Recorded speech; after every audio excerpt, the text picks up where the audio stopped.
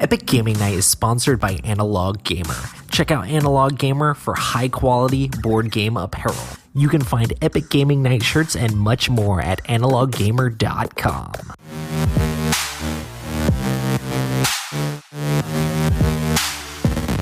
This is Epic Gaming Night, a podcast about board games and the stories and relationships they create.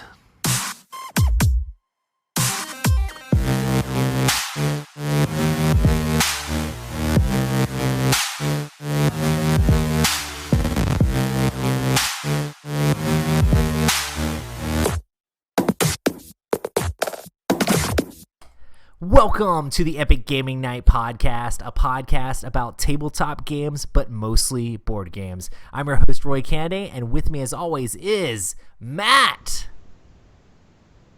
Hi. And sorry, I wanted to be Rob funny and and just like throw in a random game, Right. and then I just blanked. Hello, hello. Or hi, hi. Hi. Hi. Highlight. Anybody watch Highlight? Hello. Hello. That's awesome. Today we're going to have a special episode where we're going to talk about our top 10 games. I hate this episode already. Yeah. How hard was it for you guys to make your list of your very top 10 favorite games? I know It Rob was was saying fun the and- struggle was real. Fun anecdote. When I sat down to write down my top 10 games, I could only come up with 6. And then I went, oh, man. I should really remember more games I play. And then expanded it out to sort of like 14 and then narrowed it back down. And I was I'm like, not going "Ooh." to judge you for your personal life, Matt, but I mean, you got to lay off the memory-reducing drugs. I'm just kidding. I mean, you know.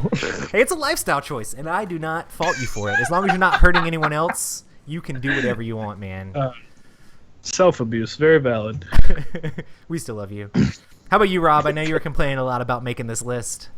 It was tough. Because, I sat in my corner right over there and I looked at all my games and I was like, oh, that's an awesome game. I love that game. Oh, that's an awesome game. I love that game. And then I had this list of 30-something games that I love. And then trying to break it down to what I love more. And then at one point it got personal. I was like, no, this is so stupid. I hate this. This is so dumb. Why can't I just have a bigger list? Just so you know, these 10 games are the games that define you as a person. So whenever people think of you as a gamer, that's what they're going to think of. They're going to be like, these are the games Rob likes. So if you didn't pick the right ones, they're going to be like, psh, that guy. That dude's So lame. I should have put Killer Bunnies, Flux, Dominion, all those games that I just love so The much. games that you hate. Right? I actually played Kinder Bunnies with my son. Anyway, that's not what we're here to talk about. We're here to talk about our top 10 games. So first we're going to do honorable mentions, the games that just squeaked out of the list, or a game that you really like but you don't think is quite top 10 material but maybe almost there. Matt, do you have any games like that you want to talk about? Yeah, Rhino Hero. Sorry, long-time podcast listeners. Everybody just great, turn but the it's not- podcast off right now, right when you said that.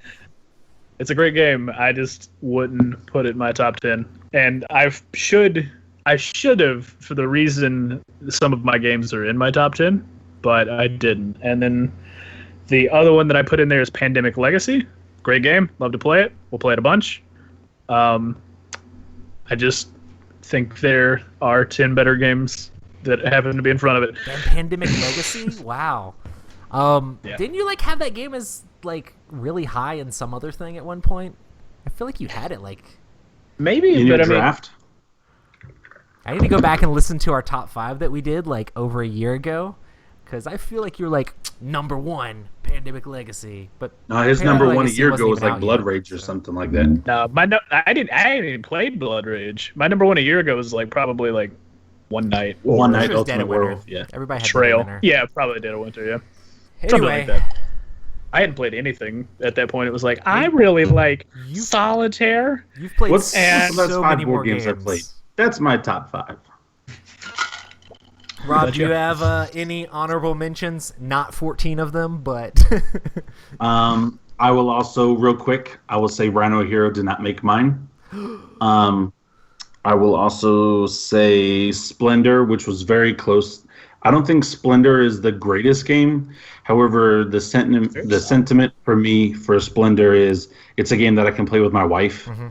We both enjoy playing it, and so that means a lot to me. So game-wise, it's not my favorite game or anything like that, but it was so close. I actually scratched it off my list twice. It made my top 10 twice, and then it just, out of my whole little shtick, it got knocked out. So, that's crazy. and I already told my wife, and she's like, that's fine, whatever. But her top 10, because she did a little top 10, does not even compare to mine. She didn't even have Splendor in her top 10. She was like, oh, yeah, that game. And I was like, uh-huh. We really do need to have the wives episode soon. Like, yeah. So we were trying to wait on Matt to get married, but we've had this podcast for like a year and a half, and you're still not married, Matt? Come on. We could do wives and people with long hair, so that way Matt could be on the show because he has long hair. But my wife doesn't have long hair, so he has longer hair than you. I guess you're right. Yeah. And then one last honorable mention, Level 7 Omega Protocol. I have not played this game yet with you guys, but I love the game. I love the theme.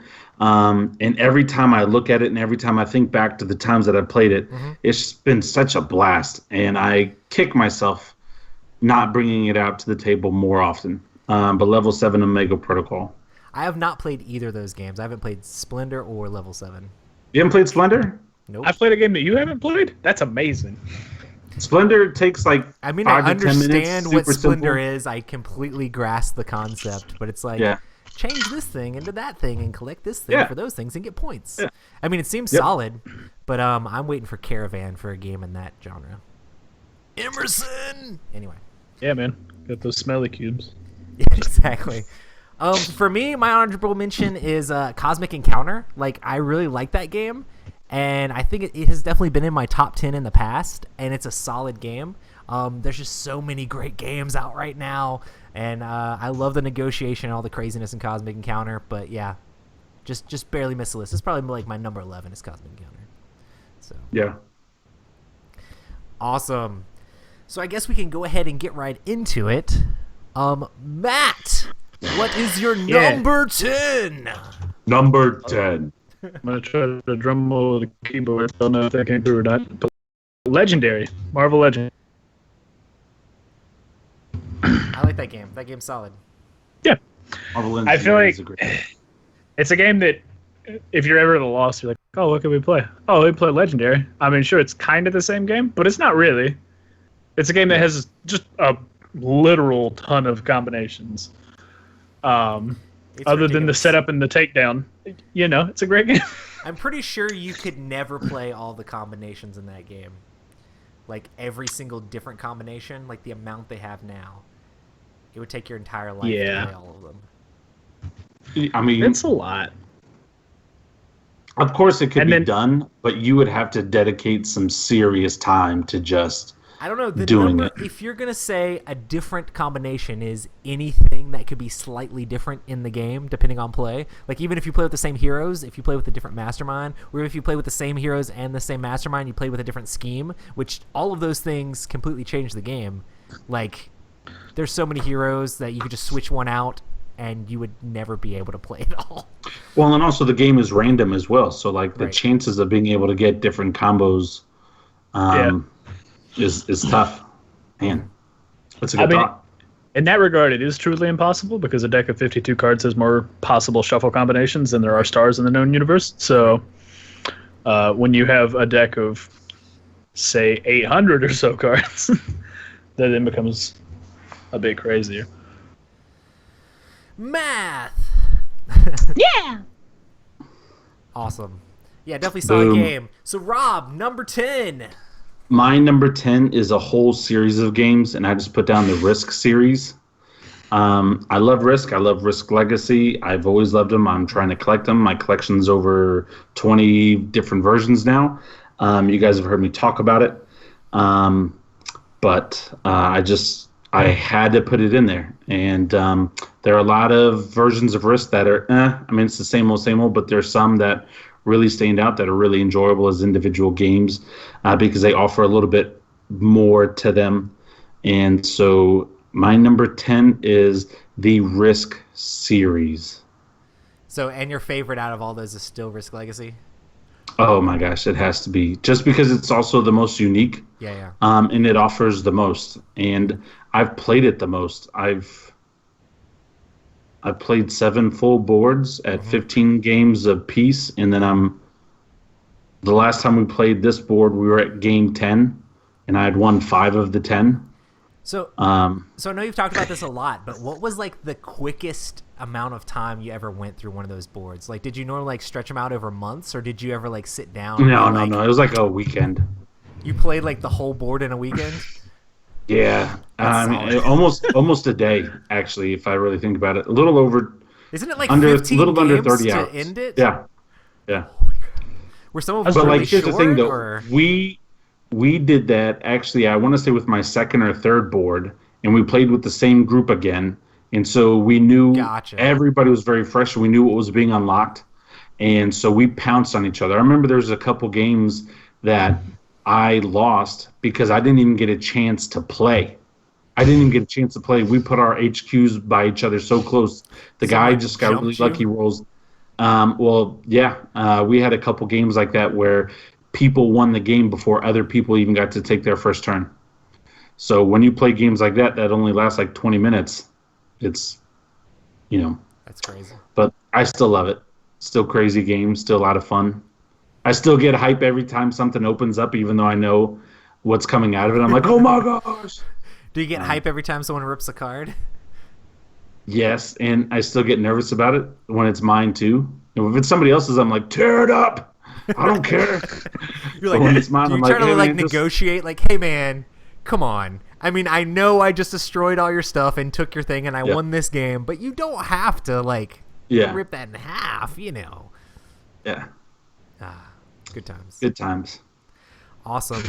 So for me, my number 10, I hope I don't get people mad at me because it's so low, but it's an awesome game called Blood Rage by Eric Lang. Oh goodness! So that's fine. I love Blood Rage. It's an awesome game. Like everybody knows, like it was pretty much the hype of last year. It is a game with Vikings and drafting, and I'm pretty sure we will talk about it a lot more on this list just because some people like it, maybe even more than me. Fun fact, even though I've done not as good in some games, I've never lost a game of Blood Rage, and it might actually be higher on my list if I felt like there was some competition. No, I'm just kidding. But I want to play the game more, but I feel bad sometimes. Rob's like, you should. Just don't take quests. That's fine. You can play like the rest of us. What do you mean? Last time we played, I tried to take quests because I knew he was going to do it, and they didn't come around. And I still was like in the top 2 or top 3. And I was just, but if you don't, we'll talk about it later. I played a game where I didn't take quests, and I went like as much combat as I could and tried to like beef up some of my stuff so I could get more points when doing combat. I didn't do nearly as good. I'm pretty sure that was the game that you almost beat me in, Matt. But I still ended up squeaking by, and so it's fun. Okay. But yeah, Blood Rage, awesome game. My number 10. Yeah. Number 9, Matt. What you got for number 9? Are you guys ready for something equally of shock value to Roy's Blood Rage? Is it Blood Rage? No, my number 9 is Mansions of Madness 2nd Edition. That's awesome. That's not so shock value for you because it's still kind of new for you. But yeah, that's not. But yeah, I'm glad it made your top 10. I like it. I just don't. I don't know. I'm interested to see where it goes in the future. Dude. That's one of the reasons that I've kind of held off on buying it because it is a game that I'm interested in, and it probably would be a game that I would buy. I feel like it's one that's even easy to get to the table. Like I really want to play it with like my wife and my brother and sister-in-law, just because I feel like we could play it. It's a cooperative game, and they would probably really dig it. I was hoping you were going to say your wife and kids, because I just see Violet up there. It's like, pizza! And like, you're like, no, sweetie, you're dying. I might be able to pretend to play it with my son, but I would pretty much be playing the character. I'd pretty much be playing it solo, and just he would be able to say that's his character on the board. So yeah.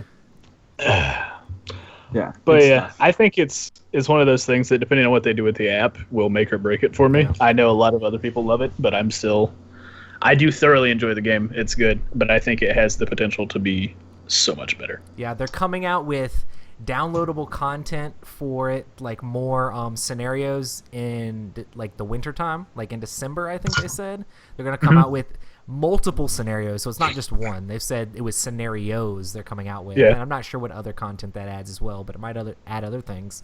And then there's another expansion supposed to be coming out in Q1, which adds a whole bunch more cards and 2 more playable characters and some more monsters. So I'm excited to see where that game goes. Yeah. So Rob, number 9. My number 9, and it's the last one like this, the Axis and Allies series. I love Risk, but I love Axis and Allies. I love Axis and Allies. It's so much fun. I love the different versions, whether it's the World War I version or the D-Day or just the whole all-out war, or if you want to do the grand European conflict one. I really love the game. It's one of my favorite games ever. It's in my top 10. I think it will always be in my top 10, whether it fluctuates on the list or not, from position to position. But Axis and Allies, it's just so fantastic for me. And it also has that nostalgia. It's one of those games that I've been playing for a very, very, very long time. If this is your first podcast, Rob does play modern board games. Oh, and I do, and I will say the rest of my games are modern, or less than 5 years old. How about that? Oh, Nice. man. Awesome. I mean, I don't want to give away too much. Well, my number 9 is a game that Matt loves. There's a little bit of sarcasm, but it is Rex/Dune. Oh, man. I love the whole system of this game. In Rex, they took the old game Dune, based off of the book series, and they couldn't get the license for it, so they had to re-implement it in the Twilight Imperium universe, which I love that universe. So for me, that's not like a detractor from the game at all. They streamlined it a little bit, made it sharper, and made the playtime a little bit smaller. And I just love the mechanics of this game, like the combat in this game with the bidding and trying to figure out what your opponent's doing, and the traders, and everybody has completely different powers, completely different like win conditions. You are trying to get a bunch of places on the board, like area control. Like if you control 3 of these and you're by yourself, you win. Or 3 of these by yourself, you win. So or different things if you have different alliances. I love this game, and it's still in my top 10. That is Rex. I'm gonna an honorable mention for AJ. Boo! You didn't like this game, Rob, didn't you? Though I like the game, but I think I like the game for reasons that I shouldn't like the game. I like what happened after the game. I think it's fun. Like there's betrayal and like backstabbing and shifting alliances. It's kind of the same reason I love Cosmic Encounter, because there's like some negotiation stuff like that. Some of the issues that I have with the game, though, to me, part of it feels broken in certain aspects, like especially when it comes to the alliances and stuff like that. Not crazy about that, but I only played the game once, and I will say I will never, ever forget it. Well, certain factions allied together, and then not being able to do certain things that you'd want to do. Like I remember there was a big thing that Matt was wanting to do. Yeah, you basically can't go in the same space as like people you're allied with, unless you are the one race, the turtles. No, they can go in the same space, but it was you can only make allies at certain times. Yeah, and you can whenever only like the card comes up, and you can only break alliances at certain times. And I just thought that was like I love that part of the game too, because it's like if you're gonna ally with somebody, you might be stuck with it for life, so you better make sure that the person you want to ally with. So I just remember AJ wanted to ally with you, and then you were like, "Yeah, sure," and then you were like, "Nah," and then and then you brought AJ into the fold, like out of pity. I just remember it's so great. Like I said, I've only played the game one time, but I don't think I will ever forget playing that. We barely like they were doing really good. Like AJ and Matt were doing really good, and we were barely. No, AJ was on mine and your team. It was me, you, and AJ. No, Hector was on our team. Hector was on your team. It was me, AJ, and Danny. Well, that's right. You guys couldn't be on the same team. Because if we had dropped AJ, we would have won. Sorry, AJ. That's what makes the game awesome. So, well, but it's like we're just sitting there going. man, look, we could win. We just Was gotta that what wait. it was? Roy was wait, supposed to pick up and wait. AJ, and then he never did. Cause I don't know. No, I it love was, the alliances in the game. I just remember think- AJ being crazy bitter. It was so Was much AJ one of the fun. characters that just had all of their guys die off the board? It's really hard to get back into the game if you exert yourself too far. So I mean, Yeah. a lot of stuff happened, but it was just, I'll never forget it. Never. Even if I never play the game ever again, 20 years from now, I'll be like, remember that one time we played Rex? That was stupid. I love it. Yeah. I just like that I got to blow up like the bombardment shield on one of your planets, Yeah. Rob, and then like the sun came through and was just like melt everything, and I was like, yay!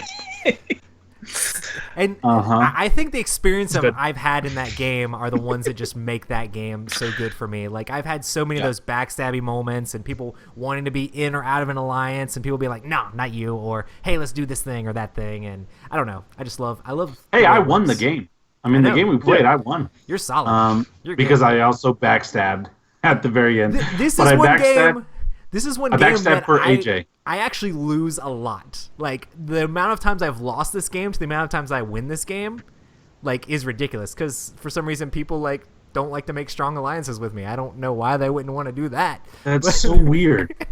But I still have fun playing the game and trying to figure out things and trying to math things out on how to do the combat. And oh man, if he has this trader, like, we can do it. And like when you pop the perfect trader thing off and like win, it's so good, so good, Yeah. so good. That was where the what was his name thing came from. I was like, no, It was, That was good. good. That was awesome. it's good. That was good. Okie doke. So that was our number 9. Oh, yes. That's Yeah. right. When I was like, I'm nah, on I got that other one of yours what's his name? because I just had all of yours, and I was just like, well, Should have pled the 5th. you got me. Number 8. Oh, man. Matt, what's your number 8? Codenames. That's a pretty good game. Yeah, it's a good game. I enjoy it. I'll play it pretty much anytime, pretty much anybody. I'll play any variant of it. It doesn't matter. You really need to bring pictures over. Oh, I should. I'll do that this week. Cool. How many? Yeah. Sweet. Yeah. I'm Codenames. sure we'll talk about that later on. Oh, yeah. I like Codenames. It's a solid game. Definitely, like, as far as party games go, it's definitely, like, one of the best. To the moon or whatever. Yeah. You know. Yeah. Yeah. Awesome. Rob. My number 8. Mm-hmm. And I'm sorry, Rhino Hero, but my number 8 is Junk Art. Nice. I love dexterity games. I think they're a lot of fun. I think they're silly and they're stupid. And it's also a game I never win because I have potatoes for fingers and stuff like that. But it's just so much fun. And as soon as I started playing Junk Art, it's the only dexterity game that I now want to play ever. And it's what also put it up on the list for me is the impact that it's had on non-gamers for me. I've been able to bring out Junk Art to non-gamers, and they're like, this looks amazing. Let's play this game. And it is a little bit pricier, but I love the components. I love how it is solid wood, and it's a solid game. And, it's just, it looks like it's going to last a long time. And so my number 8 is Junk Art by far. Not by far, because I really love Rhino Hero, but Junk Art is just, it's so good. Have you played a bunch So of the good. different And what modes makes it yet, so good? Rob? Well, that's what I was about to say. What makes it even better is the different modes. I haven't played a bunch of them yet. But the different modes, it's 12 games in one. Yeah. So it's kind of fantastic. It's fun I mean, I because you think- can switch it up each time you play. You can be like, we're gonna play this Yeah. now, we're gonna play that now, we're gonna play that one now. Which one did you guys like the best? Let's go back and play it. Well, and the different codes or the different game versions are like a couple paragraphs or maybe a half a page at most. So like taking 5 minutes for everyone to go get a drink and somebody reading the rules to learn the new game mode is nothing. It's not like you got to study a whole brand new game. Yeah. Very simple, very easy to play, and just a great game. It's Junk Art. Yeah. Yeah. Awesome. My number 8 is Battlelore, which is a game based on the Command and Color system. I really like Battlelore a whole lot. I know we haven't got a whole lot of time to play it just because I play with different people, but depending on the time. But it is a 2-player game where you're battling each other. It's basically like a board game version of a miniatures game, very light war game style thing where you have the humans and then you have the Athuculon, which are like these like demon guys, and then there's also the undead, which is awesome. And I've done a lot of like painting up of the miniatures, and I just like the way the game works. You can build your army, you're trying to squat on these different objectives and get points and figure out how to best utilize the way you can get points on the card you picked, the way the terrain gets built at the beginning of the game. Like it's I just like the whole package. And as far as I don't have any like miniatures games I play, but I do play Battlelore, and I think it's an awesome game. I agree. Battlelore, Battle of Westeros was in my honorable mentions. Gotcha. Yeah. Really like that edition. Also, I own all of that edition, and I played it a lot with my buddies back in Arkansas.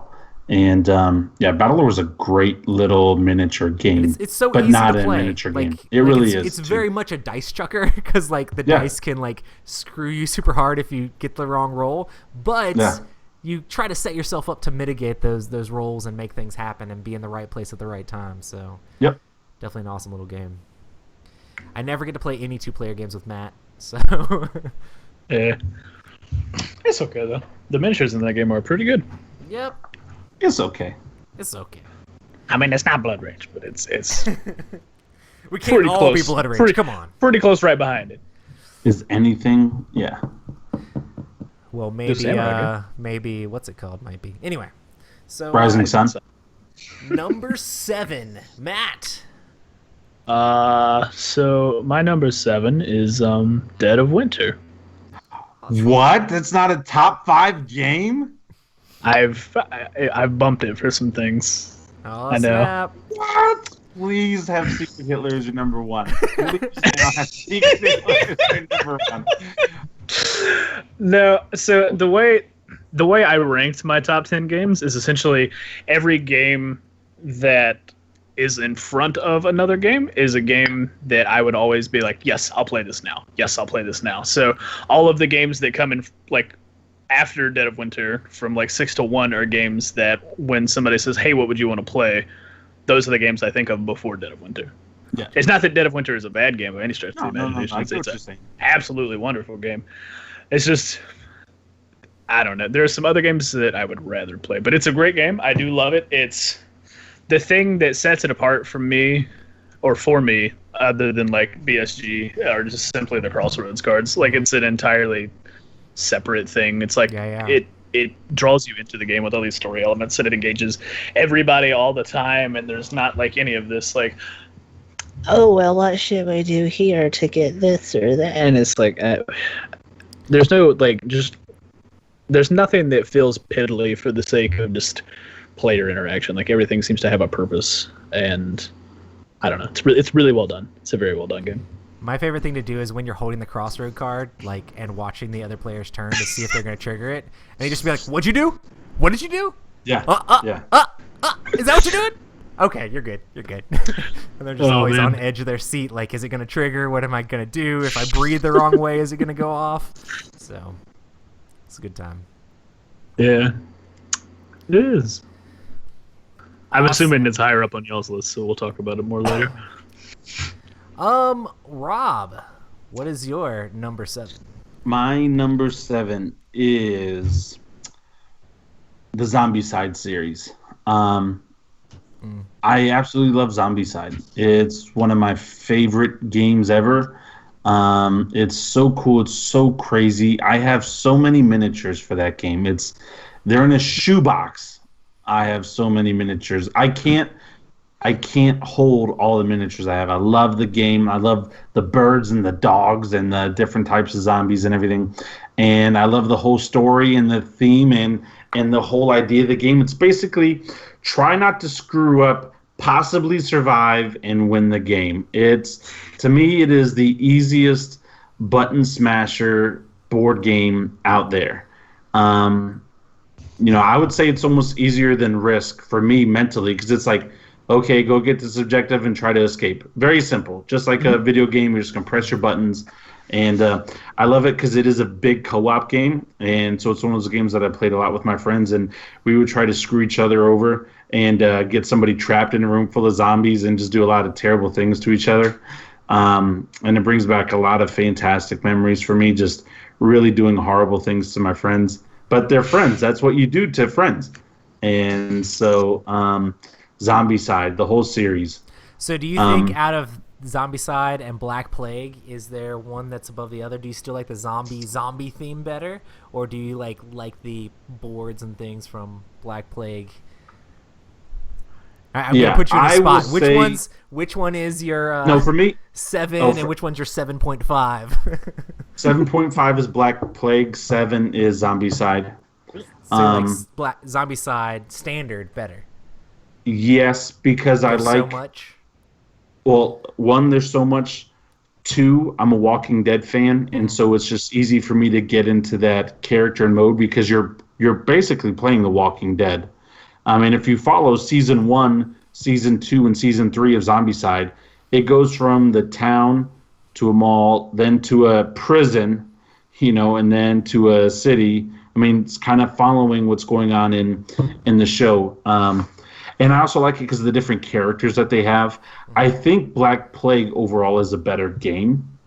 I like some of the things that they've done for Black Plague. I like the new plastic player card mats that they have for the players on Black Plague. But I've got a lot invested in Zombiecide, and if I had to choose, I would rather play Zombiecide because I have so much with it.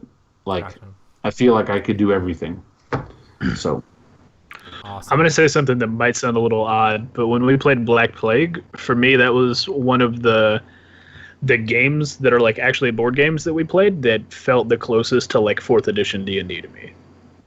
Yeah. And it just, something about just the grid base and we're on a team, we're just fighting hordes of stuff, and you're just especially Black Plague, since it has that sort of theme, you're like, okay, cool, I'm a big ogre man, let's go smash some things, and you go do that, and it's great.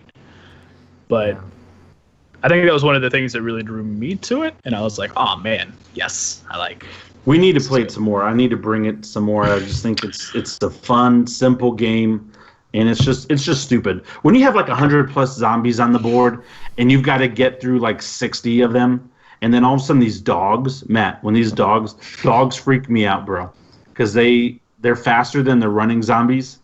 They get to do 3 actions. Bro, I hate it when the dogs pop up. I hate it and I love it. I will leave my group.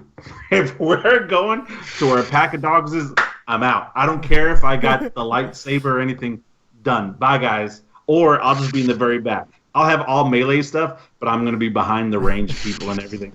It's hey, way to be a team player, Rob. Way to be a team player. I am. Hey, man, you don't want anything creeping up on you from behind. I got you. Nice. So. That's my number 7, the Zombiecide series.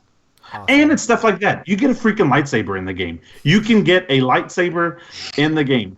How awesome is that? It's crazy how much they put in all these actors and famous characters from different things, and they slightly twist the name. It's hilarious. Yeah. And because it was just on Kickstarter, just for this thing, all these Kickstarter exclusives, they're not actively selling them. That they're hey, check out all this licensed stuff that's not really licensed. Yeah. It's kind of funny. So I like all the Monty Python characters from Black Plague. I'm yes, let me play King Arthur. That's gonna be awesome.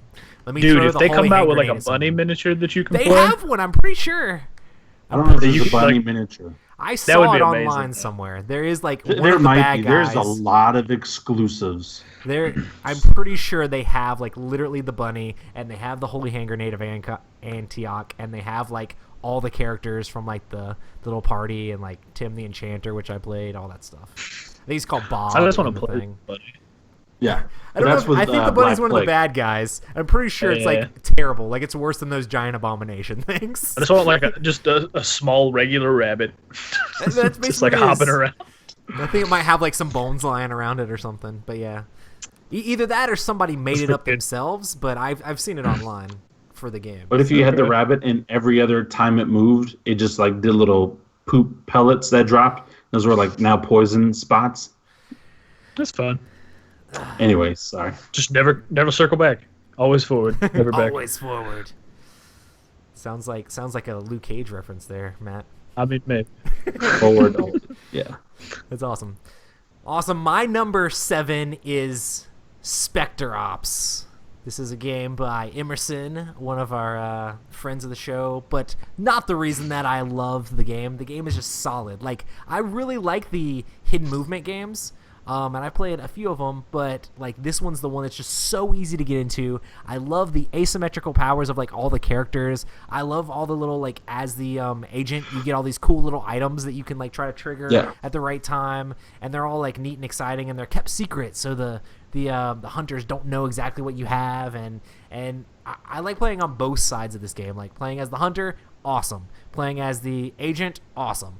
Like, and it's very puzzly, and you're trying to think about what to do all the time and work with your team if you're the hunters, and as the agent try to like do what Rob does and be like looking at the wrong side of the board and try to throw them off and be like, oh man, they're so close, I'm sweating bullets, and they're like nowhere near you, like all that sort of stuff. So it's definitely a fun game, Spector Ops. My number 7. Yeah. They've got their lips sealed. That must mean something. Anyway, let's go to number 6, Matt. Yeah. My number 6, Zaya, Legends of Systems in Adrift, or whatever its title is. Legends of a Drift System. There we go. Or just Zaya. But nah, I really like this game. Good space game, solid space game. Mm-hmm.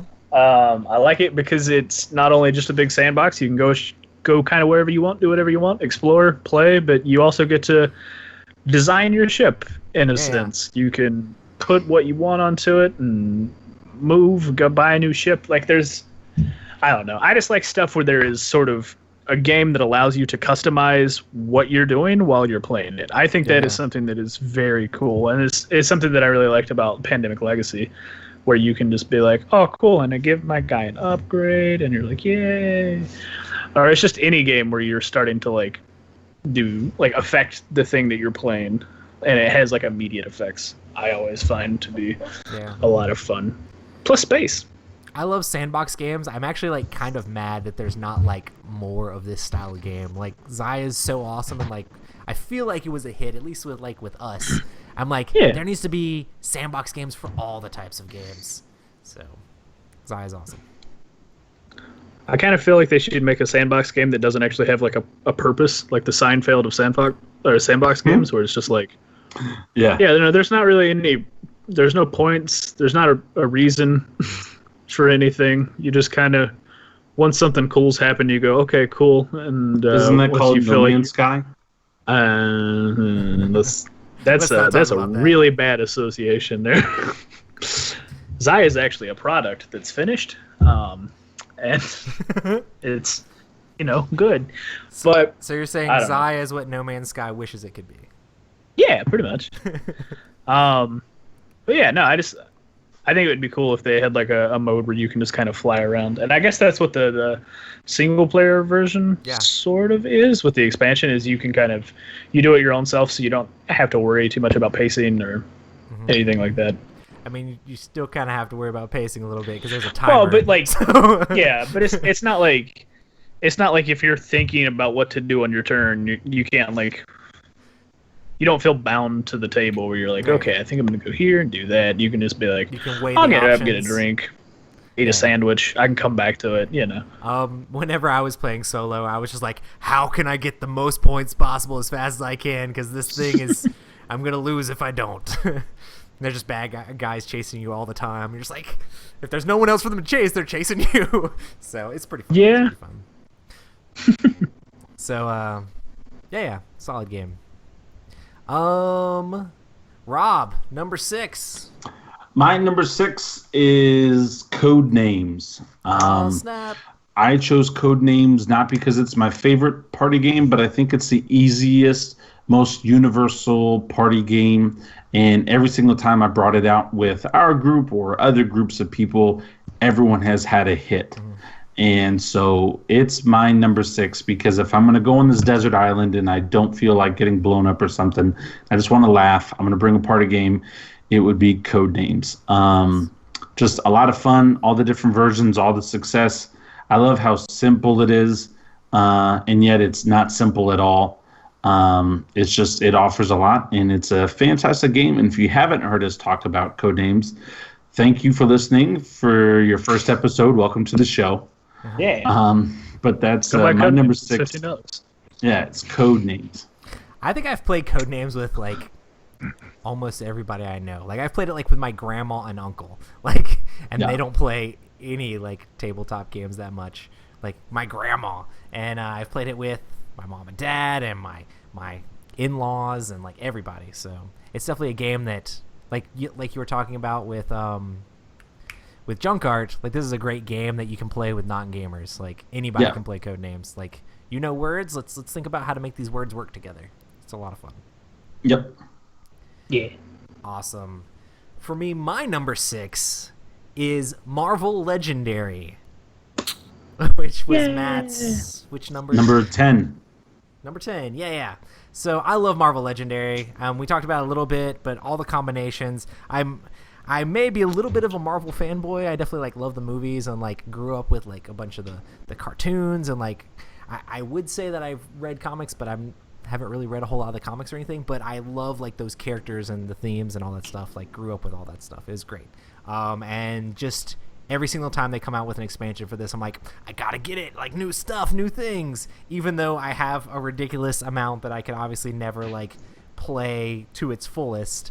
It's still fun to see the new mechanics that they come out with and just the cooperative part of it. Like that's one of the main things that I love is like we're sitting there and like, oh man, we got to kill this guy, or oh man, how are we going to beat this thing? And then like people build up their combos and they get things to work and like you try to work together. Like we play this game completely cooperative, and most of the people I know that love this game play it completely cooperative. So my number 6 is Marvel Legendary. Yeah. Great game. Great. Did not make Also, my top 10. phenomenal So I'll go ahead and knock that out. Not in my top 10, but it's up there for me. Yeah, it's fun. I don't think like you don't have like all the craziness. You don't even have Marvel, do you? You have some of the other Legendary games, right, Rob? Yeah, I want Marvel, but I'm refusing to buy it right now just because there's so much of it.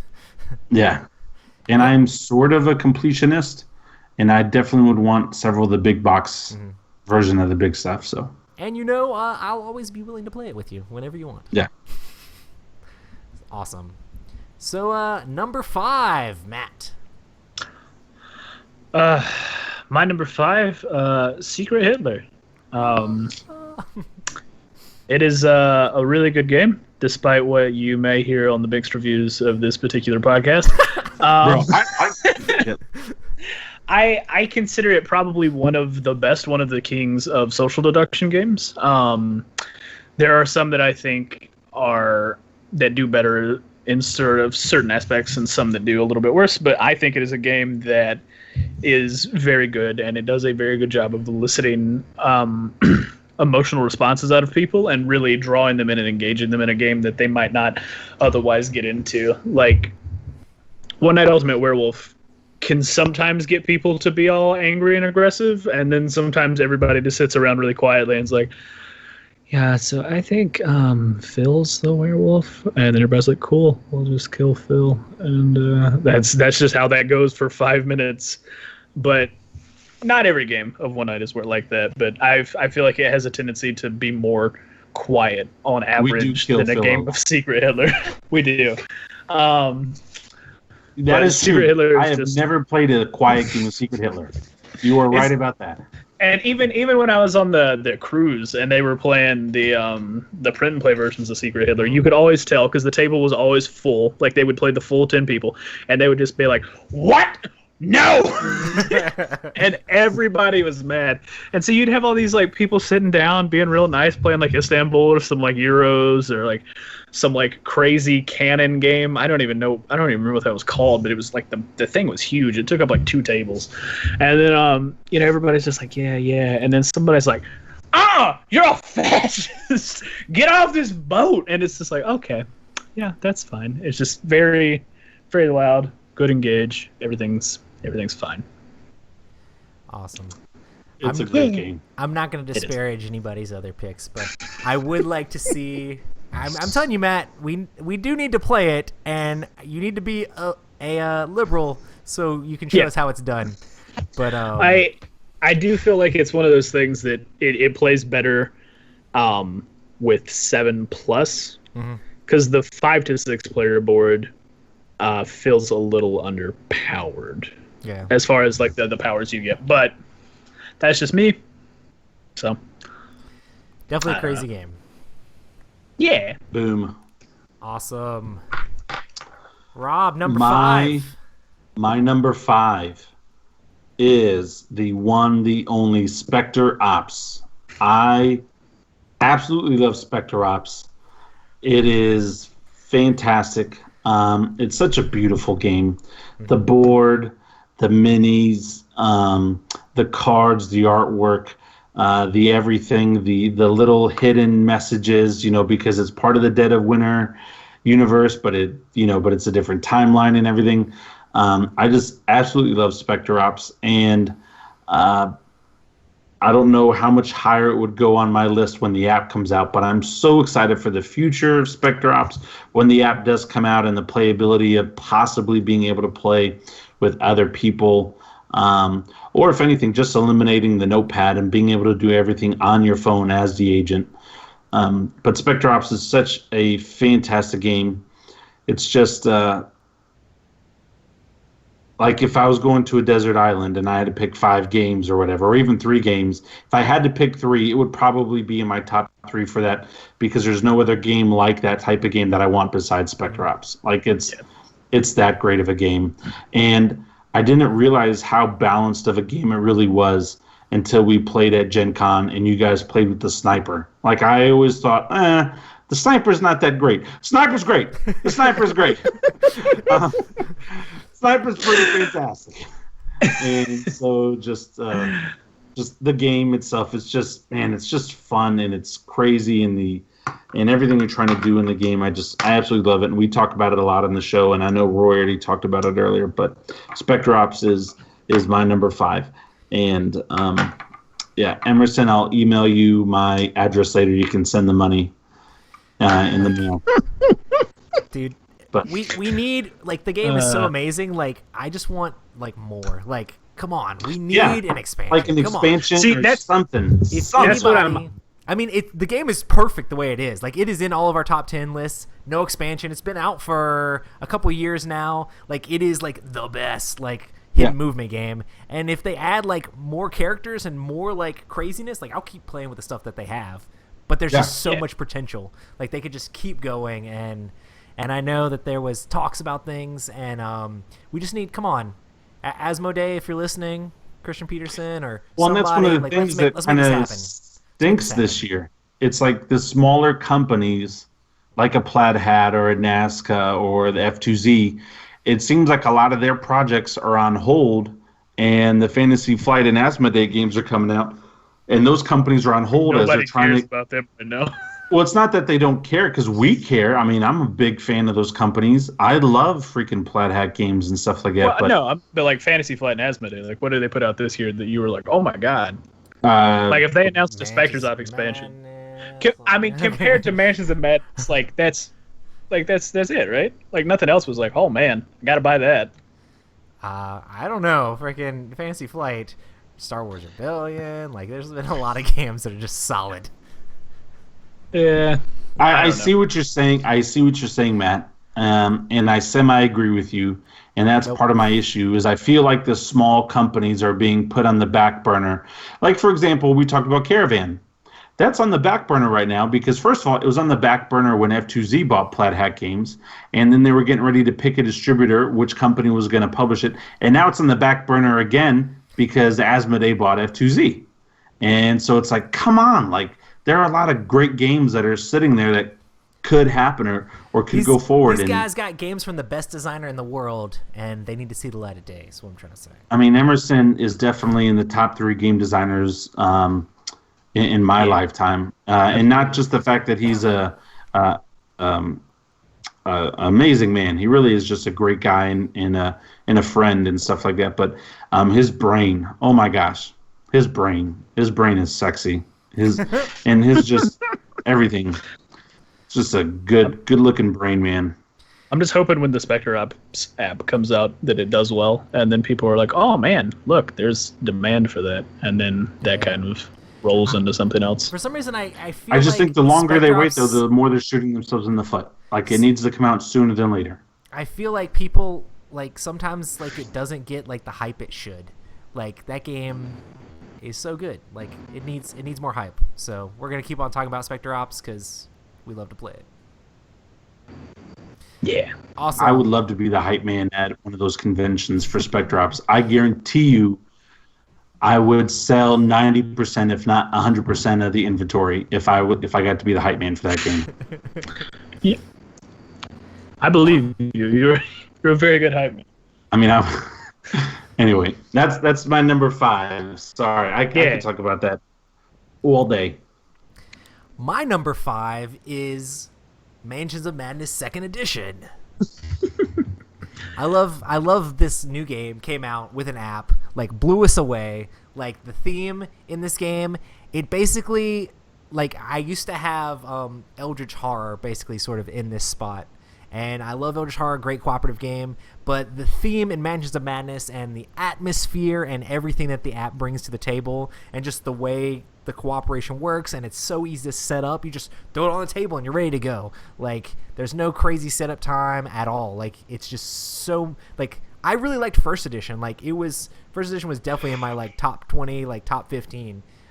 Second Edition is just great and just amazing, and I was kind of like okay with it. I'm like, okay, cool. And then they immediately came out with, like, when the game came out, all the stuff from First Edition works with it, like all the miniatures and all the characters and all the tiles. So you have tons of content right there. And then they're going to continue to push out content, just sort of like they're doing with the Descent app. They're going to continue to push out stuff with Mansions of Madness. Descent just released 9 more missions. No, 10 more missions. Yeah. So I mean, they're really pushing the app stuff. And all of it looks great, and it's been a lot of fun playing the game, and it plays really fun solo. I've played this solo like 5 or 6 times, and it's a great game. Just a quick question. How much better do you think the game would be if the app had a tutorial scenario like XCOM did, where it would teach you how the app works, how the game works, and how everything works in a sort of contained mission on its own? And then, I don't know. I think there's... Yeah, I see what you're saying. I think they see probably what you're could do that like super easy. Yeah, and that was one of my sort of just minor quips about the game. It's a great game, but I think there's more that they could do with the app that isn't just, oh, look, guys, DLC, more missions. I mean, that's awesome. Don't get me wrong. Keep pushing that stuff out. But at the same point, there's a lot of quality of life things. I don't know. I think the difference, though, between really XCOM and Mansions of Madness has to be, though, this is the 2nd edition. And so I imagine decisions were made that a lot of people buying 2nd edition were fans of the 1st edition, so they knew how to play. Whereas XCOM, the board game, it's its own edition right now. There's no 2nd edition or anything like that. And so you needed the tutorial to learn how to play because it's different than the video game. Okay. Another thing for me is, I mean, I definitely think they could easily do that, easily implement that. Yeah, they could, but I understand why they could write it for them. Like, it'd be simple.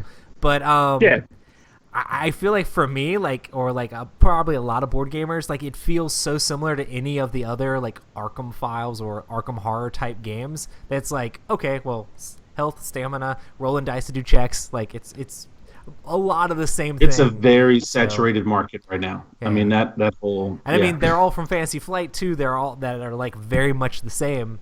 And I feel like this game is the top of all of those Arkham Horror-style games.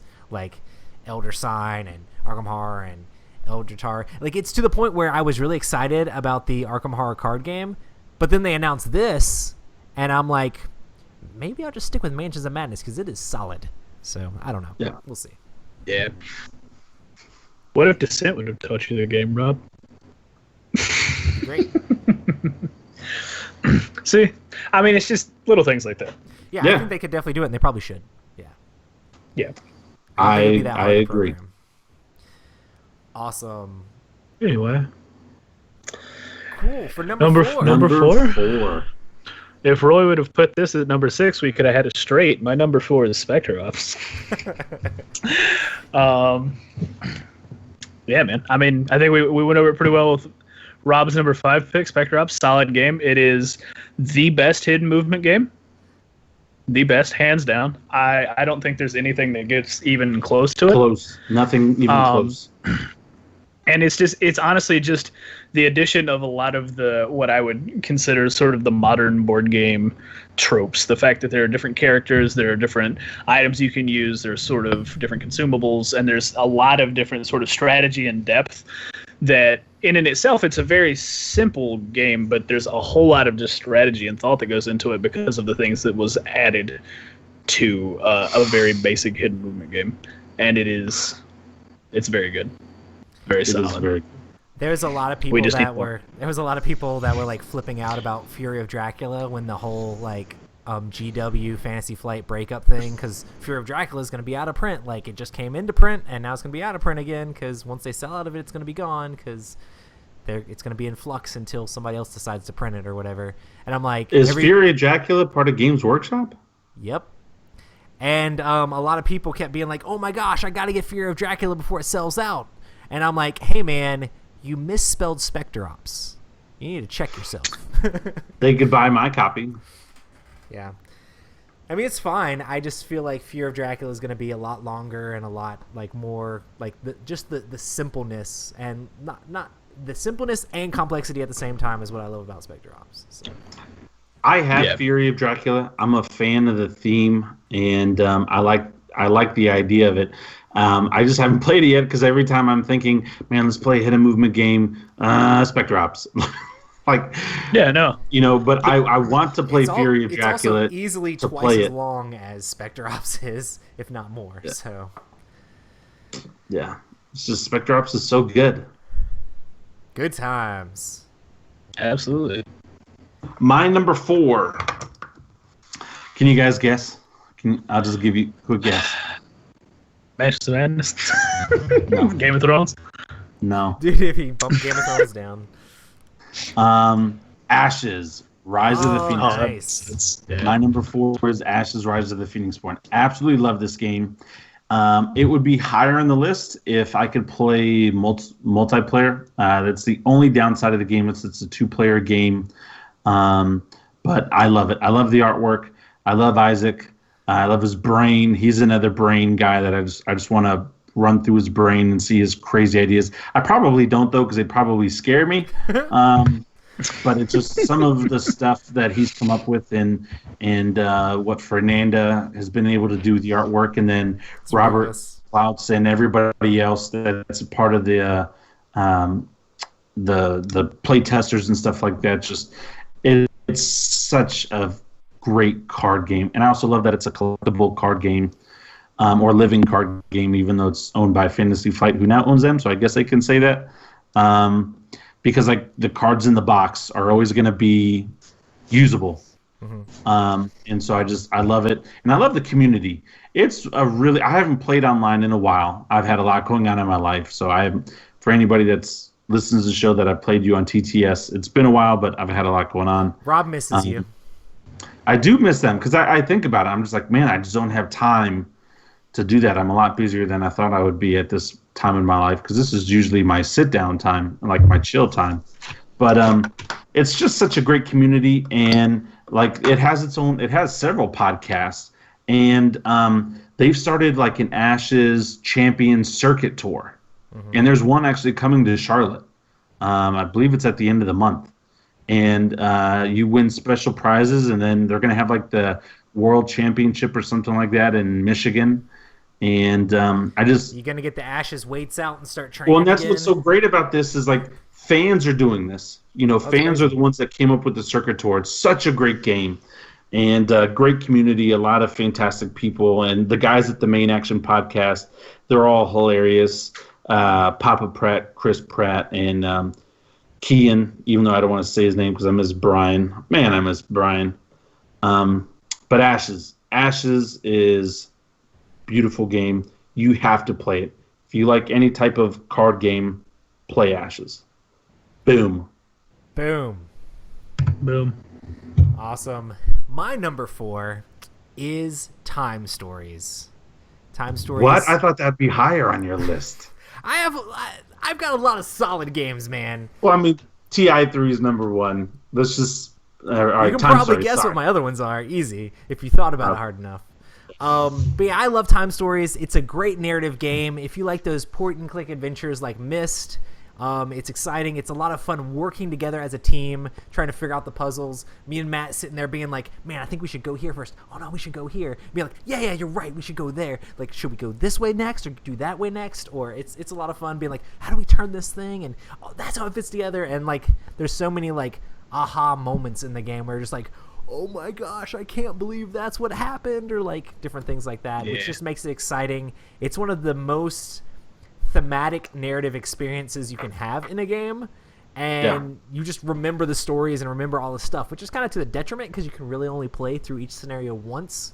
But I love those scenarios so much that it makes it into my top 5 as number 4, and that's T.I.M E Stories. I'll be honest though. I feel like almost enough time has passed since the first scenario that I could probably go back to it and still you kind could go of back to it because you're the one who I ask and say, hey man, what are you talking about tonight? And you're like, what did we play like 2 days ago? And I'm like, this game. You're like, oh yeah.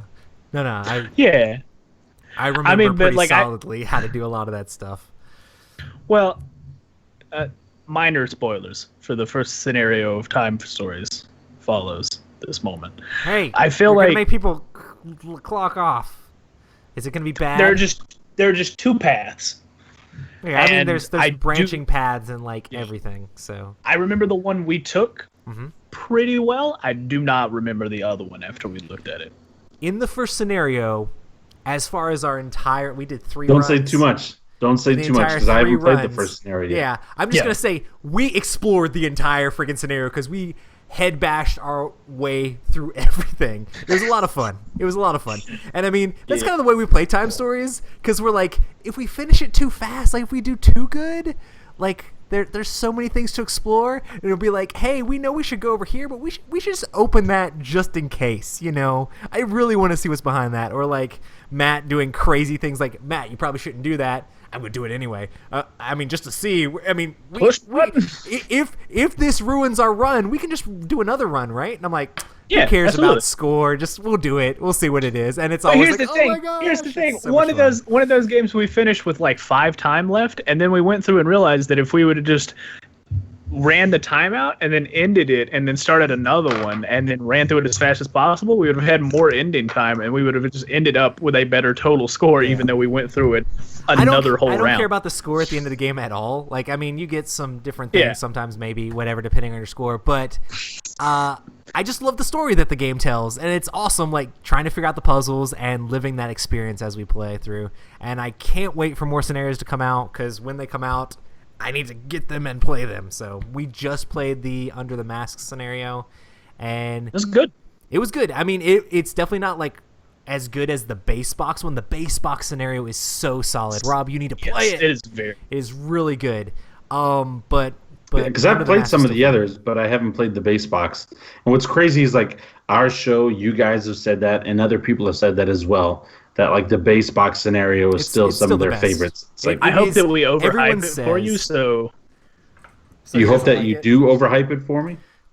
Yeah, so you're like, I mean, that was okay. I like this one better. And then because I feel like I'm constraining my viewpoint from the first play experience I had, which was the first story. So if you are going into it saying everybody thinks definitively. Yeah, but like if you go into it and say, okay, everybody says this is definitively the best one, and you go, it was all right. Rob, your first play of the game might be a little bit. Your first play of the game was playing a print and play scenario, or a scenario that we were playtesting, right? It was a playtest scenario, and then we did the dragon one. Yeah. I actually really liked that one too. The one we playtested. Like, our friends from Tantrum House made that scenario, and they did a bang up job. It was off actually to really Space good. Cowboys, and I keep asking them like, "Hey guys, is there any new info?" And they're like, "Oh, they looked at it, they liked it. Like, I don't know what's going on." And I'm like, "Dude, Space Cowboys needs to put some art on that sucker and ship it because it was pretty solid." It was a lot of fun. The only issue with the game was like there was a lot of yelling when we were trying to play. Yeah.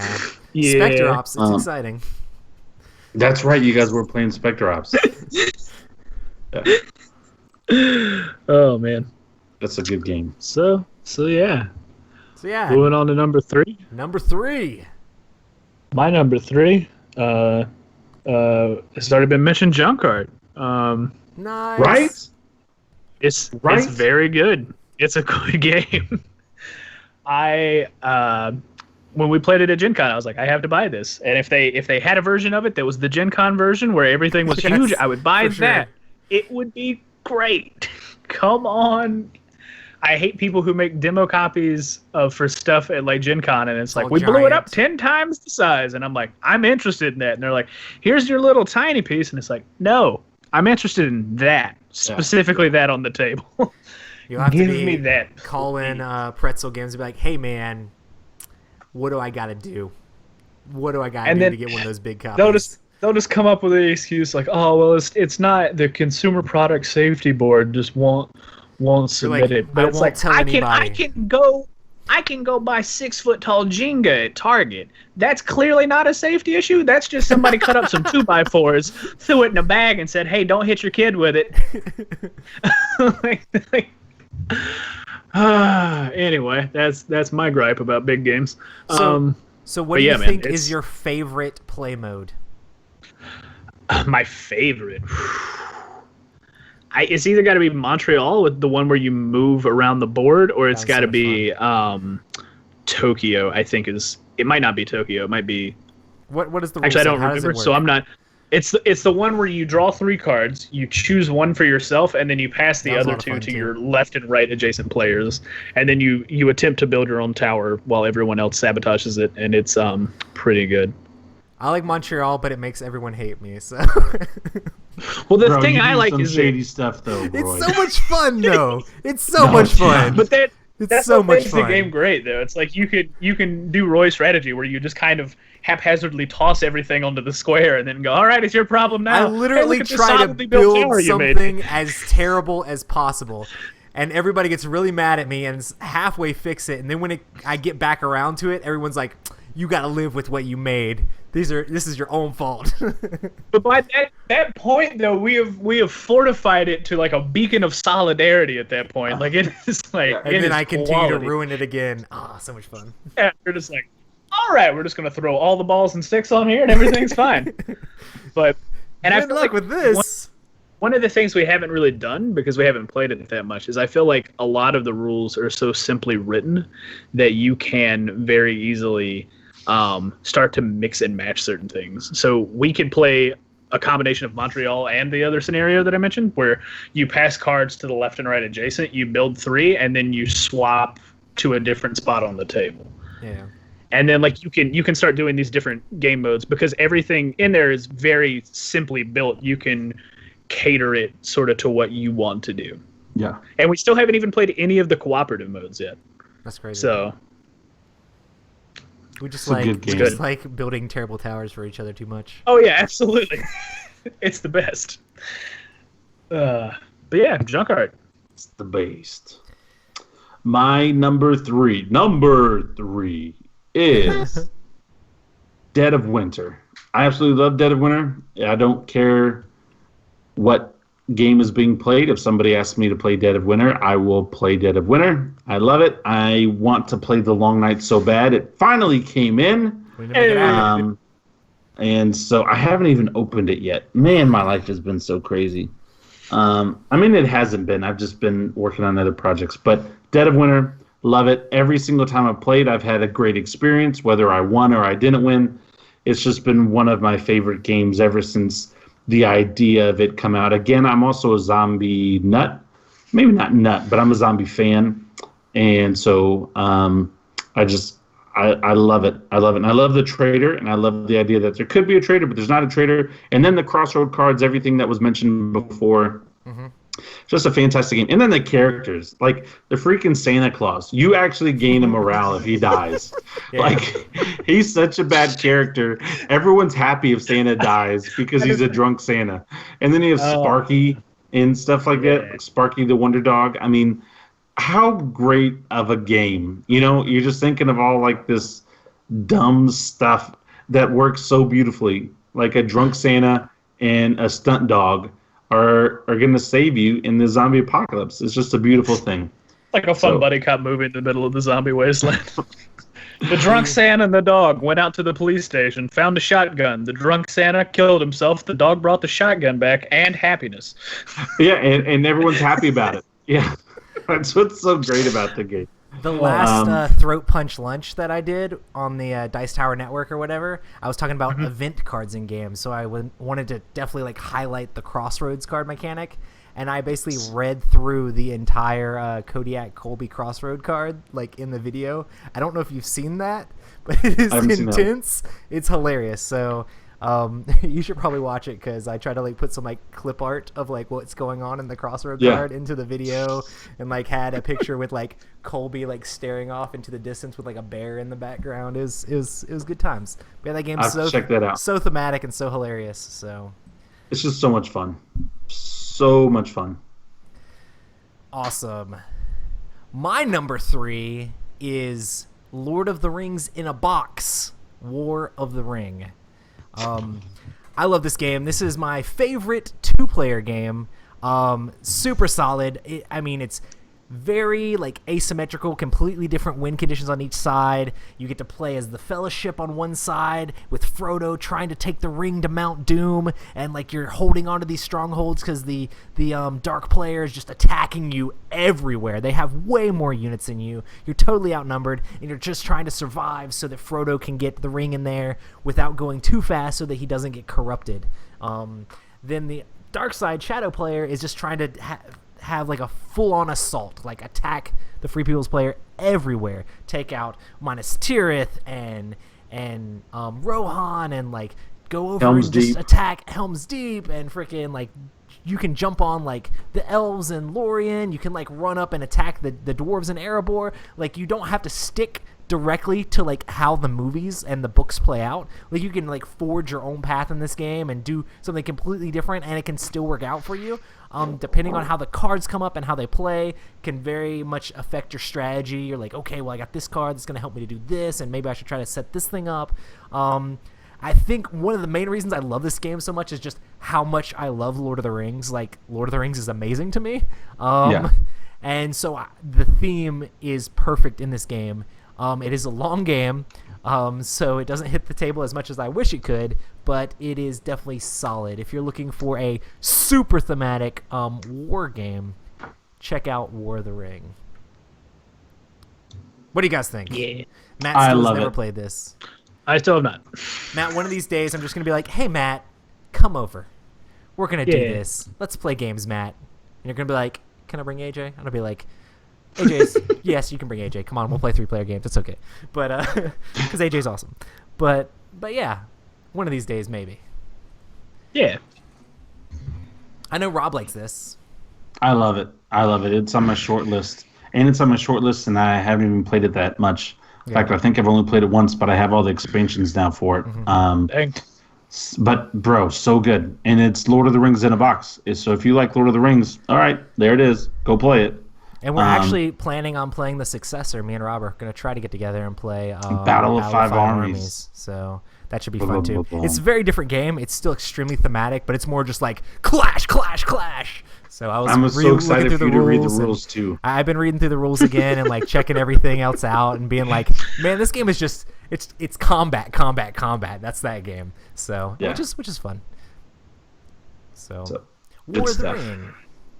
So number 2, second favorite game of all time, Matt. No pressure. Man, here we go. This might be a shock. I don't know. It probably won't be. But my second favorite game, Deception, Murder in Hong Kong. That game is solid. It is very good. If Secret Hitler is one of the crown royalty of, I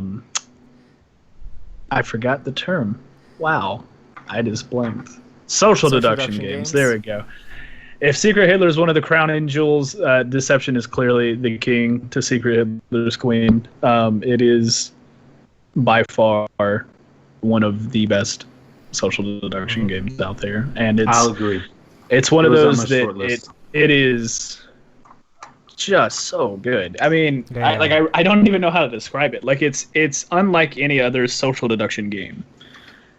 Yeah. And But it still has all of the aspects of the social deduction game very much. yeah, it just does it in a way that is new and interesting and makes it so much more worthwhile. And plays aren't that long, and so it's one of those things you typically bring to the table and you play one game and you're like, cool, another, cool, another, cool, another, cool, Yeah, another. yeah. Why is it 11:30? We've had game nights where like all we did was play Deception, and we're like, we're supposed to play some other games. Like we just played Deception. Yeah. And then next week I'm like, hey guys, I brought Deception. And Roy's like, no, we need. I mean, I love need Deception. to do something Deception else. is my Yeah, number one it's- as far as social Social deduction deduction. games go. Mine Like, too. It is the best social deduction game. And I feel like it needs to, like, it's another one of those games where it's like, it needs to have more hype. Like, that game is so good. Josh, buy me a ticket to freaking BGG Con. I will sell your product, bro. I will sell out, especially Deception Murder in Hong Kong, because I love that game. And I love the other game, too. I can't remember what it was. I feel like you would do a better job of hyping Deception Murder in Hong Kong if you weren't the forensic scientist. Like if you were just somebody playing, like you're just like the like a plant essentially. Like you just come and play every game of Deception that entire day, and you're just like, man, no, it's you. And everybody's like, man, this is intense. This is crazy. It'd be good. I would do it. Great. I would do it. But yeah, I definitely love the fact that like you can actually even be found out sometimes and get away with it. Oh yeah. Oh yeah. That's what makes it the Roy is number one for me. murderer. Yeah. Roy did that one Oh, time, man. and he was such a jerk about it because he was like, "Yeah, I did it. How'd I do it?" And we still couldn't figure it out. It's because y'all had like one or like y'all had like one vote left or like two votes left, and y'all still And you were couldn't like, figure it out. "Boom!" I don't know if you flipped over the card or not, but you were like, "Yeah, I did it. Yes." And it was just so hardcore, and that's what makes it so great as a social deduction for me. It was on my short list. It really was up there. But the whole witness and everything, just the other stuff multiple make it, layers like to the so game. meta. Like it's like you have people that are like trying to look out and feel like someone who knows, but like you gotta be like quiet, and like then there's someone who's like watching out to try to figure out who that person is, so they can still win the game if you catch them correctly. So it's crazy. Yeah, But yeah, it's a good game. definitely honorable mention for me. My number two dose. Number two is Game of Thrones. I love Game of Thrones. That's not the Game of Thrones song. That's fine. It sounded like Superman. Dun, dun, dun, dun. I love Game of Thrones. You guys have heard me talk about it. It's probably by far my most favorite strategy game. I don't win that much in the game, especially when I play with new players. I try just to have a good time unless my work wants to call me 100 times during the game, and then I got to walk out and make phone calls. But love the game. I just wish that they would offer more. It's one of those games that I think Fantasy Flight and their business model is their business model, and they're doing very good. But the show being so hype right now, I think there's a lot of potential with new boards and new factions because the story has changed that they haven't jumped on. And I would love to see that happen. But love the game. It's a tough game. It's not an easy game. So if you're new to strategy games, don't play this as one of your first strategy games. I don't recommend it. But if you like strategy games, play it. It's awesome. So this was your number one last year, right? It was my number one, and the only did the reason last why two it's plays knock it down a peg for you? No, I'm just kidding. no, well, because I played with new people, Right. And I love it so much. What's knocked it down is that there's no new content, and there's no type of hint at new content. Now they're coming out. Fantasy Flight is coming out with Game of Thrones stuff, just not Game of Thrones the board game stuff. I mean, it's a complex game, but it's very much like this is how the game works. And like when you play it a bunch of times, I mean, like you said, you have to go easy on other players because like there's some randomness in the game, but there's a lot of deterministic stuff in it. So like if you know the game, you could probably like if you had the right faction. Well, and then the whole bridges with the boats and stuff like that, like people don't realize that could really be a big thing that taken advantage of. And then the whole movement stuff, where you seem like you have a small army, and then you move your army, and now it's a big army that's coming to get you. Like, there's a lot that could happen with the game. It's not my number one right now because I want new content, and I still love it. I will always love it. I've played the game so much my board is falling apart. It's just... Anyway, Game of Thrones, my number 2. So you guys have the same number 1. That's crazy. Anyway. Who has the same number 1? No. No. Really? His number 1 is one we've already mentioned twice. What's your number 1 then? It's gotta... Nah, it's the same. Well, wait. You know exactly what my number 1 is. Okay. Anyway, say your number 2. We'll get to it. Number 2 for me is Xia Legends of a Driss System. Hey. For all the same reason that Matt likes it. I love it. This game has been like in my top games for a long time, but with the addition of the expansion that we got a chance to play test, there's more stuff in it, lots of new exciting things. I love the events. I love like all the new little mod things. There's all sorts of crazy things that get added to the game that make it just a lot more fun. It's just fun to have like asteroids flying around, like blasting people out of the sky, and like all sorts of like different things that can pop up now. It's like, oh man, I gotta chase that thing over there, and oh man, I get to do this. The best thing about the game is that you can play the game how you want to play it. Like, hey, you want to be a merchant? Go be a merchant. Hey, you want to be a pirate? Go be a pirate. Hey, you want to go explore? Go explore. Like, you can set up your ship in different ways to suit your play style and play towards that. And you also have to be very opportunistic to try to be like, oh man, Matt's down to like 2 hull left. Let me go remedy him of that real quick and take the cubes that he's got on board. That will be a lot of fun for me to do.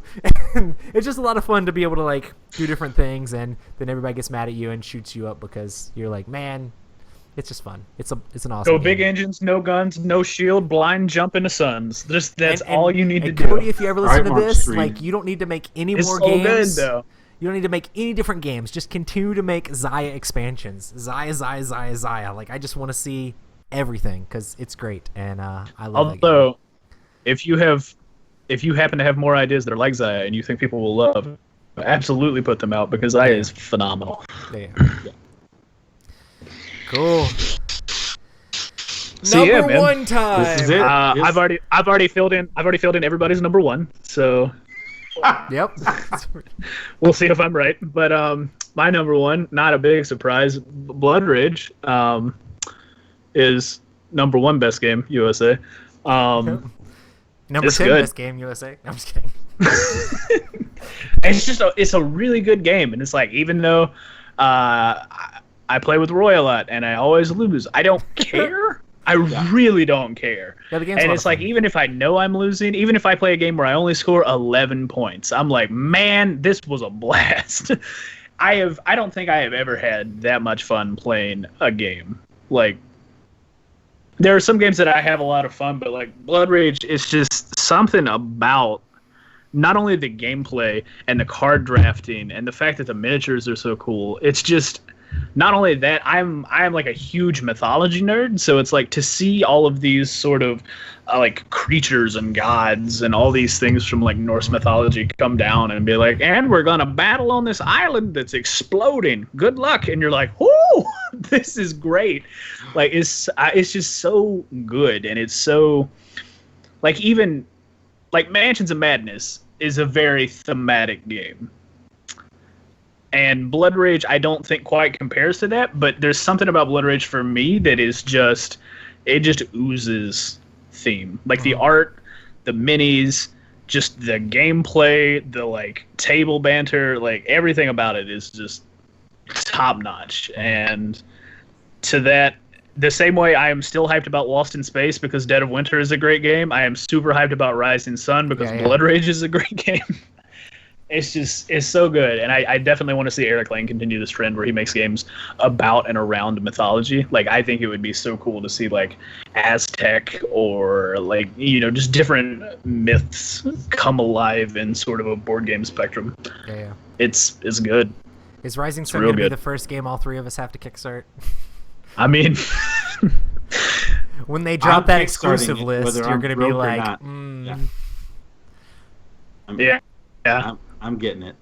I just don't want to miss out on these cool minis because it's like I don't care about all the Kickstarter exclusives for Zombiecide because it's like, oh, cool, it's a card. Oh, cool, maybe it's a mini here or there. But it's like I feel like I missed something quintessential to the game by missing out on the Blood Rage promos.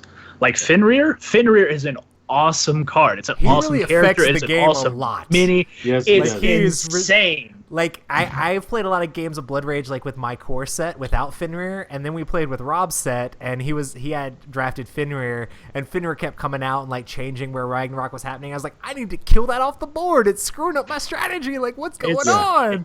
Like, it is insane. Yeah, And it's like Fenrir I is think awesome.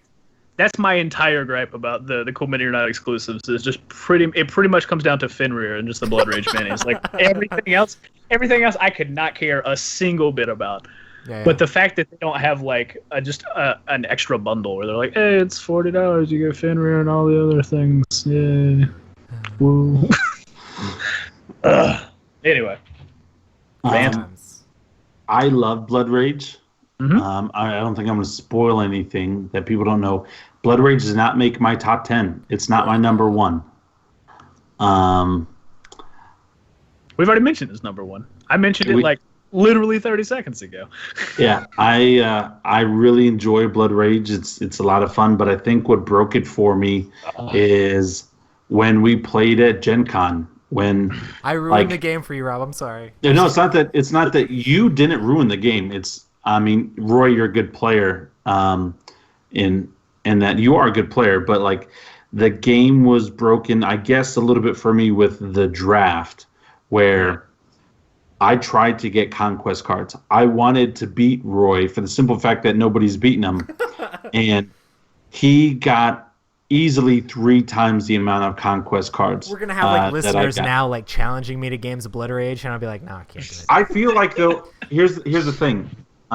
Again, I think Roy's a good player. I'm not bashing Roy, but I believe if Roy and I had the same amount of conquest cards, I think I could beat him. Now, every single time, no, he's a good player, but I don't think he's, unbeatable. Yeah. It's just Roy. When Roy plays a game, Roy plays to win. Like Matt and I, like when I play, a lot of times I played with Matt. We play and we're like silly. It's goofy. We're just doing stupid stuff and stupid combos, and we play to have a good time. But there are a couple times where I've played, and I'm like, all right, I want to do this, and it all comes down to the conquest cards, because that's what generates you a lot of points. Because if you play the game even halfway decently, you're going to get the bonuses at the end by bringing up your stuff. But not getting the conquest cards, to me, it just seemed a little broken. It's kind of interesting because like it's really hard to stop people from scoring them. Like It really is, because like worst case because it's scenario, like, you put a okay, boat he's in the piled water. up there, so he probably has one for there. But if he spends his last rage to move all those people to over there, then I'd be completely wrong in thinking that. Like it's kind of hard to tell. Yeah. But the game is great overall. I love the game overall. I would play Blood Rage just about every single time it came out. It's just I just don't like the idea of the conquest. Now, if I was going to play with a room and there was going to be like another me and another Matt, I wouldn't care about the conquest cards. It's just like when I play with people that I know want to win, I want to be competitive as well. Mm-hmm. And so it's just like, okay, I did this, and I still did great in the game. I still scored very high. I still accomplished a lot of things, but I can't tell you how irritated I was that like I remember the second draft, I didn't get a single conquest card. Yeah. The second draft, you don't get a single conquest card. Like how you that's your points. That's your points. What are you supposed to do? Like not even one of the simple ones. Have your guys die in Valhalla. So anyway, I love the game. You guys have heard me almost have a heart attack over the game. But I just wanted to throw that if you were paying attention. It was not in my top 10. It's my number 11. I know what your number one is now, though. I figured it out, Matt. Yeah. Oh man, I think it's odds jump into it. My number one is Mansions of Madness. It's always been in my top 3. It's one of the reasons why I really got into gaming. I mean, I played Game of Thrones, or I played Battlestar Galactica and Risk Legacy, but I still remember the very first time I ever played Mansions of Madness. It was at the Batcave comic book shop, and on Tuesday and Thursday nights they had board game night. It was a Thursday night. I went to the board game night, and the dude was like, "Hey man, we're playing this game, Mansions of Madness. Do you want to play?" And I was like, "What do you do?" And he was like, "You just run around shooting stuff and trying to find stuff." And I was like, "Sweet, okay." And so played the game, ended up winning the game because me and another guy demolished the Shoggoth, which the Shoggoth had to escape the mansion to win the game, and he was like one turn away from escaping, and we both just shot it up and barely killed it at the very end. It was an epic win. I wish that was like a taped, and ever since then I was like, this is stupid. I'm in love with this, and I think within a week I owned what was available to own for that game. That's awesome. And I just absolutely love Mansions of Madness, and what made it number one for me is the app. Yeah. The fact that if I'm having a lonely night and I want to play a game, I can play this game now by myself. I love everything that the app offers. Have you played it solo yet? I mean, I haven't had time. I can't tell you all the stuff. You're right. You're very much right. But I just, I love it that I can. I already loved the game before. It was in my top 3 before. But now the fact that it offers this, and it's the whole ambiance of the app with the background music and the fog of war type of, search and destroy, where like you don't know what's behind the board. And like I remember when we played the Innsmouth map, I didn't realize how big that map was. It's awesome. And the map gets big. And it was great. It's incredible. It offers a lot. And Mansions of Madness, you guys have heard me talk about it over and over and over and over and over again. And the last thing I love about the app is now we get to play completely co-op. Yeah. All the games that I've played with it so far, with you guys and with other groups of people, it's so much fun being an investigator. Because I would say 9 out of 10 times when I would play the game, I was always the mansion keeper, I think, except for the 2 times I played at Roy's house.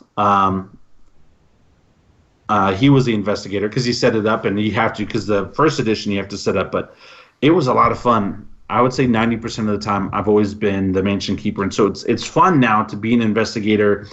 And those stupid random cards, like like when you pick your character and you end your turn, and then the bad guy goes, and then all of a sudden says, Wendy Williams, you now have chlamydia.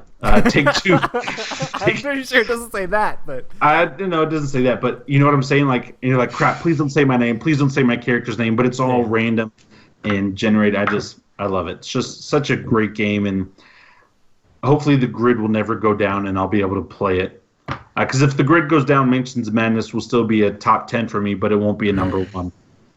It'd still be awesome. Like, have you seen where I've been painting up my miniatures for it? Oh yeah, they look good. Yeah. I think Descent is quickly going to jump into my top 10 as soon as I play it, especially with all the new stuff they're adding. Mm-hmm. And I did start today. I had a couple minutes where I watched a couple minutes of Watch It Played with Rodney. Mm-hmm. And man, just Descent looks so amazing. It just looks so cool. And because of the app, Fantasy Flight, man, I was dogging them, and I'm still not a fan of some of their business models and some of the stuff that they're doing.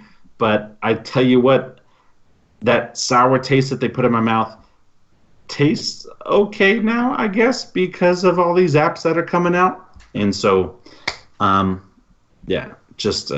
they're changing the game for me. Yeah. But I've been spending a bunch of time with the miniatures, like listening to the Lovecraft books. The thing about like the second edition, like, it feels like you're playing through the Shadow over Innsmouth book. Like, I don't know if you've listened to like the audiobooks or read any of like the Lovecraft stuff, but like it's so like Lovecraftian. Like that game, like if War of the Ring is Lord of the Rings in a box, Mansions of Madness is very much like Lovecraft in a box. Like it has like the theme to a T. So definitely awesome. Awesome. So my number 1, which is going to be no shock to anybody who's a fan of the podcast because I talk about it all the time, is... I've already closed the show notes. is Twilight Imperium 3rd Edition. A gigantic, huge, sprawling 4X game. Pretty much the reason that I call this Epic Gaming Night, because I like really heavy epic games. It's a Space 4X game, which means you get to explore, expand, exploit, exterminate. You get to have epic like adventures where you build a civilization and you're trying to complete these objectives, but also attack your opponents in strategic areas and take over their stuff, and there's a giant planet in the middle called Mechatol Rex, which gives you tons of influence. There's like a ton of modules for this game, so you can play it all sorts of different ways. Like if you want to tweak the game in little ways to make it a little bit different, you can do it. And we've played with several different things. Like I think each time I play this game, I play with like 1 or 2 modules a little bit different. But yeah, 8-hour game. Sometimes it can take a little bit less, but it's a very long game. But it's definitely an experience you will never forget after you play the game. Like it is ridiculous. I can remember every single time that I've played Twilight Imperium, and there's great, amazing, epic stories for each time that I've played. So that is Twilight Imperium. Such a good game. Absolutely. It's one of those games that, like, it's so hard to get to the table. Like, you can't say, oh, let's play Twilight Imperium. I say it all the time, or I say it a lot of times just joking to people. Hey, let's play Twilight Imperium. And they're like, what? Huh? Nah? Some people say yes, and I'm like, no, I was kidding. But the game might be set up by the time you leave. Exactly. But yeah, it's one of those games that you have to plan a day around and schedule it out and be like, okay, got the map set up and all the things set up and we're ready to go, just kind of like you did with Mains of Madness First Edition. But this game is epic, and you're going to be playing it for most of the day. But it's great, and I think it's worth it to do. I only get to play it like once a year or so, but it is still my number one game, even only playing it that little. The amount of time I've spent has been more value than majority of the games I play. So, Twilight Imperium. And it offers so much. I mean, yeah. It's one of those games you can afford to only play once a year and still get almost a year's experience out of it, just because it's so freaking big. Awesome. Good stuff. So, are you guys happy? Is there anything that you would possibly change after hearing other people's lists, or no? I don't think other people swayed me in different ways. I am kind of shocked that Rob didn't have Blood Rage on his list at all, because I know, like, I can't believe I soured the game for him that much. I understand what he's saying, though. It's like those quest cards need to be scaled back a bit point wise, especially in the later ages. Like, they are just so strong. There's so many points, and if you don't get them, you're screwed. Yeah. And especially if you have the Floki double points. Yeah. Oh my gosh. I think the main thing about them too is that also when you win them, you get to bump up your things. Like, that's really solid. Like, it's like, hey, why win territories when I can just do quest cards? I can just have one guy sitting in this area, and if I have the most, then good to go. Yeah. And then I get to bump up my thing. Exactly right. And now the more I bump it up, that's going to be an additional. You're already ahead. 20 points. Yeah. And it's like it honestly, it doesn't even matter points wise, especially early game. It's like if you finish 3 quests, you're already 3 notches ahead of somebody else. Yeah. And if you're finishing quests, typically it means you have control of one area, so you probably successfully pillaged that, and then so on and so forth. So like one of your stats is already like to the 10-point mark by like round 1. So everybody else is starting with like 6 rage, and like everybody else is like, I got 12. Here we go. And you're like, well, okay, neat. I will say that I feel like that is great, definitely though. a game that, like, if you're a gamer and you're like a board gamer, like you're actually a hobbyist, you should probably own Blood Rage, because there's a lot of people who like Euro games. There's a lot of Euro gaming mechanics in Blood Rage. Like, Euro gamers love Blood Rage, thematic gamers love Blood Rage. Like, everybody loves Blood Rage. It's a great game. I love it. Don't get me wrong. I will always keep it. I'll never get rid of it. I absolutely love the game. It's just once I realized that about the game at Gen Con, it was just kind of like, it changed my mentality, which I'm already that way sometimes. Like, sometimes when I play games, I don't care if I win. I don't care. I could be in last place. I just want to escape and play something and be Captain Poops his pants and just do whatever and just have a good time, right? Yeah. But like, it's just like, man, that game, if you don't go for that stuff, you can't win. And then there's a chance that you may not even be able to go for that stuff to win. It's kind of one of those things like you talk about with other Euro games. It's like once you know the strategy, if you completely successfully do the strategy better than other players, that's how the game works, and that's what happens. So it's very Euro-y in that aspect. I mean, other than the draft, what you randomly get dealt at the beginning, there's not a ton of randomness in the rest of the game. So no, you're building your engine from the draft. Yep. So beautiful though. The game is so amazing, and Fenrir is for sale for $150. Anybody that wants to buy Fenrir is for sale. Deal.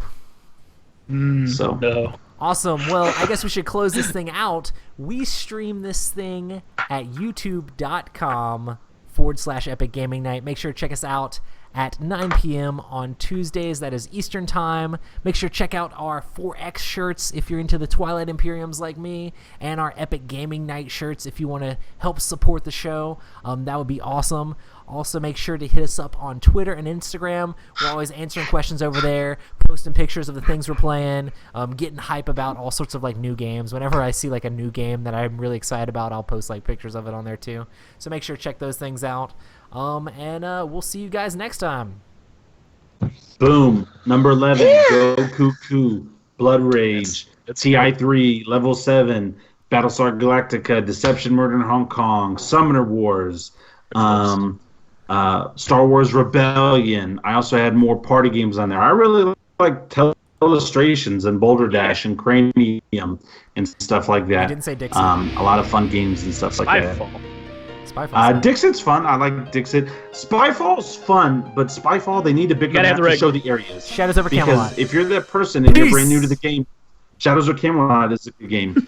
Yeah, but Spyfall, if you don't have a big map that's like centrally located, that one person looking around, you're gonna know, okay, that's a spy. Yeah. Yeah. So, anyway. Nice. Yeah. That's pretty good. Blood Rage pretty was good. tough for me. Blood Rage was tough. I really fought hard on Blood Rage. That's what was giving me the most headache. And at the end, I was like, you know what? Screw it. It's not even going to my top 10. Get out of here. Oh, so you got mad at the last second. Blood Rage was actually the one too where I was like, should put it in, should take it out, should put it in, should take it out. That was me. So, but Blood Rage was the one I was just like, number one. I really wanted to put Star Wars Rebellion in there, but I just haven't played Star Wars Rebellion enough. You know, I've only played it. Like I once. was very close to putting in Rebellion and War of the Ring. It but just needs more playtime. Only playing those games. Both fantastic games, huge epic scale games. Love them. Love every aspect of the game. So we have zero so Star Wars games in our lists. Zero Star Wars games. Yeah, I don't have any Star Wars games. Take that, Fantasy Flight. We had so many Fantasy Flight games in our list. It was ridiculous. Okay, guys. Well, if you're listening to this on YouTube, make sure to like and subscribe. You guys are awesome. We will see you guys next time. You're the best. Peace.